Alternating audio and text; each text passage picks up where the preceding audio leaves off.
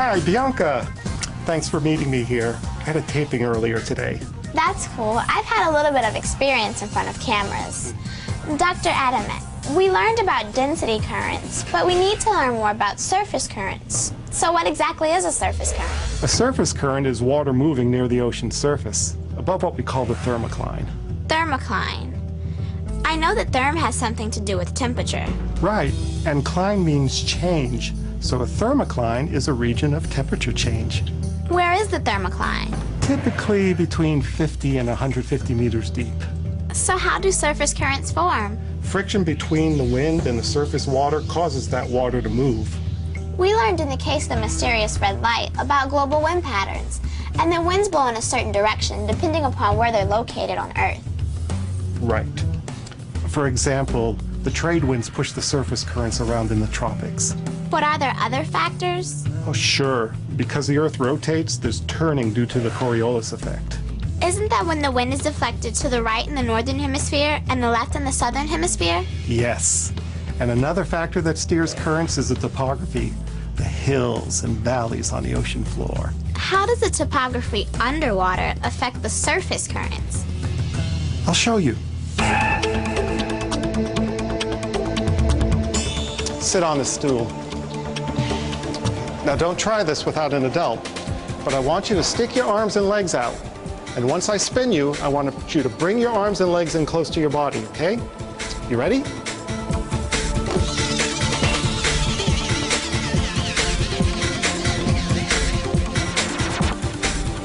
What happened? I spun slower when my arms and legs were out and faster when they were in. Topography does the same thing to currents. If a current flows over an underwater mountain, the water column gets flattened and compresses. That's you with your legs out. The water spins differently, and the currents get deflected. Why are some surface currents cold and some others warm? It depends on where the water's coming from. If it's coming from the poles, it's cold. If it's from the tropics, it's warm. Do warm and cold currents affect the climate of an area? It's a good question, Bianca. Yes, they do. For example, Ireland is pretty far north, and you might expect it to be cold there. But the Gulf Stream flows past Ireland, and the warm water heats the air, which helps to create a surprisingly mild climate. They even have palm trees in Ireland. Really? With currents located in every ocean, I guess they could be responsible for bringing the tennis shoes and oil to our beach. It's possible, but you've got to be careful. The same current can transport things to different places. How does that happen?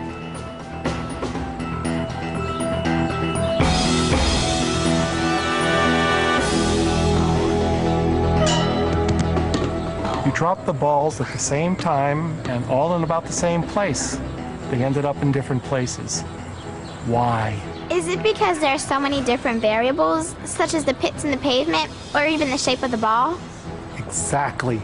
The same thing happens in the ocean. Tiny variations in the current can lead to large differences where the current might actually move things like your tennis shoes. Wow, that's amazing.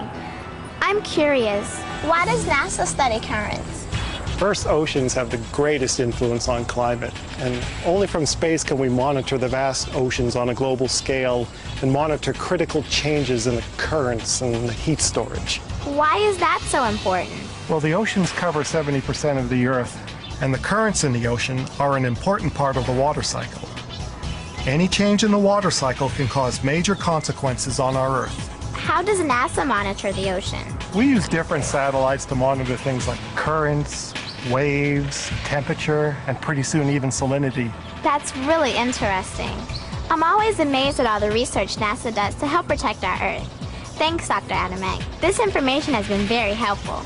You're welcome. And call if you have any more questions.